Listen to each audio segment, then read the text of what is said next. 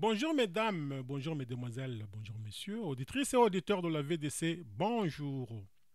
Voici la lecture de la revue de presse de la V2 Congo de ce mercredi 7 mars 2018 au micro d'On Kayembe depuis New York City. 3 points constituent la charpente de notre revue de presse. 1. Jean-Pierre Bemba attend ce jeudi 8 mars 2018 le véridique de ses affaires restées en suspense. 2. Une vraie fausse liste de partis politiques autorisés à fonctionner en RDC en circulation. Et enfin 3. Bagarre à la prémature, la justice est saisie de l'affaire. Commençons par le point 1. Jean-Pierre Bemba attend ce jeudi 8 mars 2018 le véridique de ses affaires restées en suspense. La prospérité titre CPI, Bemba, l'ultimatum bataille de la liberté. Il croupit jusqu'ici sous le contrôle de son geôlier à la Cour pénale internationale, Jean-Pierre Bemba Gombo, le chairman du mouvement de la libération du Congo, loin de la terre bénie de ses ancêtres, depuis sa cellule de Schelvingen à La Haye, aux Pays-Bas, attend ce jeudi 8 mars 2018 le véridique de ses affaires restées en suspense. Deux affaires pèsent en effet sur ses épaules non frêles. La première, l'opinion se souviendra, se seul lié notamment aux exactions que ces éléments armés commirent en République centrafricaine lors d'une intervention musclée faite à la demande du président Ange Félix Patassé qui, en son temps, fut acculé par les rebelles de François Bozizé. L'ironie du sort dans ce premier procès est que Bemba, le principal challenger de Kabila à l'issue des élections 2006, fut poursuivi et arrêté. Quelques années après une longue détention, sera jugé et condamné. Un jugement qu'il contestera du reste en allant en appel. Dans la deuxième affaire, le même Bemba est poursuivi pour subornation de témoins. Et dans la foulée, la plupart des avocats, dont Aimé Kilolo, seront embastillés avant d'être relâchés sous multiples conditions. En quoi peut-on s'attendre? Aux juristes de se perdre, peut-être en conjoncture, toutefois, leurs propos, quelle que soit leur justesse en termes de procédure, ne rencontreront jamais l'avis des sociétaires du mouvement de la libération du Congo, ni de Liliane Toxière Bemba, sa tendre épouse. Dans leur foi, ils disent que tout est possible. Mais, quoi qu'il en soit, le dernier mot reviendra au juge ce jeudi 8 mars 2018. Restez branchés, conclut le quotidien. 2. Une vraie fausse liste de partis politiques autorisés à fonctionner en RDC en circulation.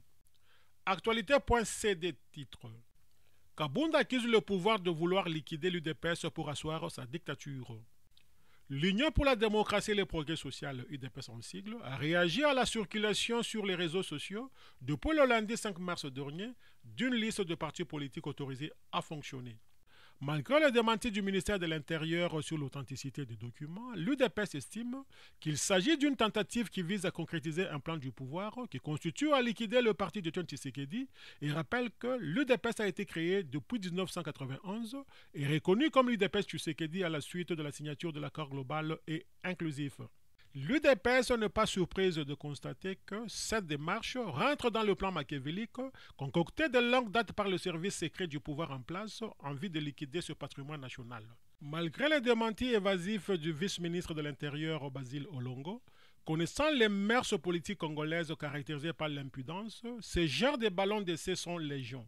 L'UDPS Tshisekedi reste vigilant et met en garde le pouvoir contre toute tentative consistant à l'effacer de la scène politique congolaise afin de renforcer sa dictature, a notamment dénoncé Jean-Marc Kabundo, secrétaire général de l'UDPS. Dans les documents qui circulent sur les réseaux sociaux, deux ailes de l'UDPS sont autorisées à fonctionner. Il s'agit de celle dirigée par Bruno Tshibala, actuel Premier ministre, et l'aile dirigée par Frédéric Kibassa, note le tabloïd. Le phare, pour sa part, fait savoir que la liste de partis politiques en circulation sur les réseaux sociaux est un faux. D'après le vice-ministre de l'Intérieur, poursuit les confrères, le travail de toilettage de la nouvelle liste de partis politiques agréés en RDC se poursuit encore. Un arrêté attribué au ministère de l'Intérieur diffusé sur Internet fait état de la publication de la liste actualisée des partis politiques autorisés à fonctionner en RDC. Et sur cette liste, plusieurs partis politiques de l'opposition, dont l'UDPS dirigé par Marc Kabundo, ne figurent pas, souligne le quotidien. 3. Bagarre à la prémature, la justice se saisit de l'affaire. Une bagarre impliquant 3 fonctionnaires de la prémature a éclaté lundi dans les locaux du cabinet du Premier ministre. Une vidéo d'1 minute 36 secondes montre les 3 fonctionnaires en train de se donner de coups de poing. Entre autres des dégâts visibles de ces pugilats d'une violence inouïe, des objets d'art cassés rapportent au Forum des As.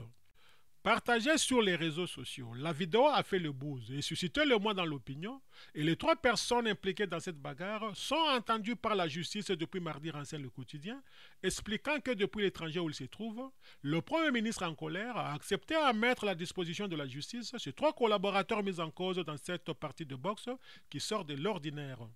Et parallèlement à cette action judiciaire, poursuit le journal, Michel Somé, le directeur de cabinet du Premier ministre Bruno Tshibala, a suspendu pour 30 jours M. Kilibaka Ahmed, conseiller technique spécial à la primature, pour injures, paroles indignes, des dommages matériels et voies de fait. Mais qui sont ces 3 membres du cabinet du Premier ministre, entendus par la justice à la suite des incidents survenus lundi dans la soirée? D'après Kinfo.ca, il s'agit de Candide Somé, la fille du directeur de cabinet du Premier ministre, du gendre de Bruno Tshibala et de Clémence, l'employé au service du protocole de la primature. C'est le président Joseph Kabila, scandalisé par la vidéo de cette scène, largement diffusée sur les réseaux sociaux, qui aurait ordonné leur arrestation, quoi savoir le média en ligne.